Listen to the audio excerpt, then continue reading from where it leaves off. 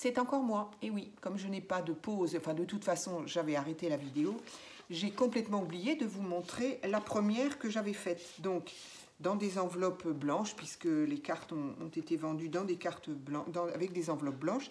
Et voilà donc la première que j'ai faite. Donc, pareil, j'ai utilisé le calque parce que je trouvais l'idée sympa avec le craft. Et je ne sais pas si on va voir, celle-ci, je l'avais donc collée avec juste ça, en hauteur, mais voilà, si on regarde bien, bah, ça fait pas très net parce que bah, on voit. Donc j'ai collé ma petite pochette et j'ai collé, voilà, le calque est collé par ici, mais voilà, c'est pour ça qu'avec la deuxième, j'ai préféré laisser sans coller en haut. Voilà, et donc voilà la petite pochette de thé dont je parlais, qui fait que, alors évidemment, elle n'a pas tout à fait la même forme, ça il suffit de mesurer et puis de faire les mêmes dimensions. Mais voilà, donc la petite poche là, je l'ai effectivement recouverte de papier, ici et là, voilà, ce qui n'était pas franchement utile. Mais vu qu'elle était verte, j'ai trouvé que ça n'allait pas. Mais en tout cas, elle était déjà collée évidemment. Voilà, donc j'y ai mis aussi une petite carte.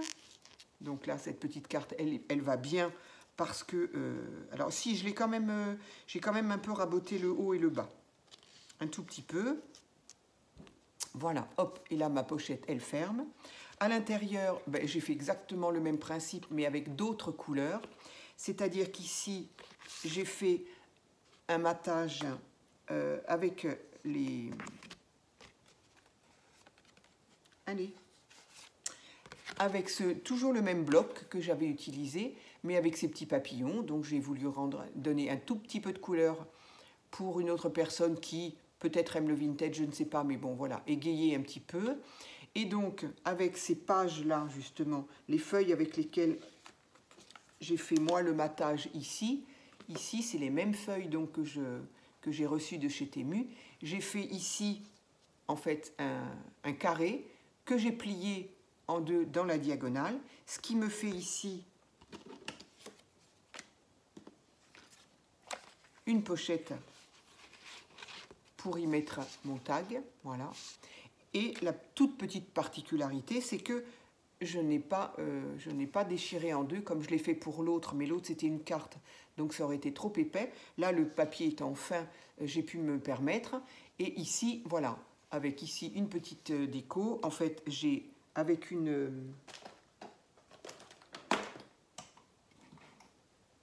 voilà, avec cette perforatrice là, j'ai donc perforé, oula, j'ai perforé un papier aussi de cette même collection et je l'ai collé là. Ici, j'ai mis un coup de tampon. Voilà, c'est un petit plus. Hein, c'est pas... Après, si ça gêne, ben, il suffit de le coller et puis voilà.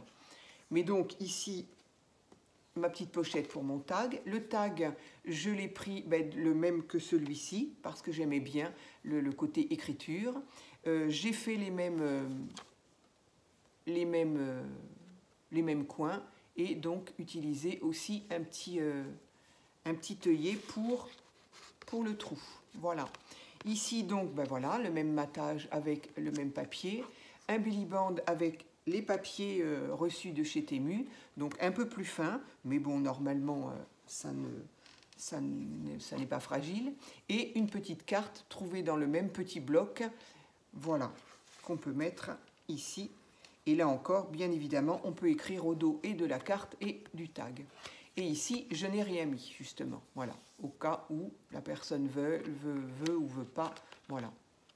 Et donc ici, ma petite pochette de thé. Voilà, et bien c'est ce que j'avais juste oublié de montrer. J'avais dit je la montrerai après pour expliquer ce que je fais avec mes petites pochettes à thé. Et ça, les petites pochettes à thé, voilà, j'avoue, je les garde et je les bricole et je les mets quand même dans mes junk parce que, ben voilà, je trouve ça sympa. Ça fait une petite pochette toute trouvée. Voilà, et bien cette fois-ci, je vous laisse et puis je vous souhaite un bon dimanche.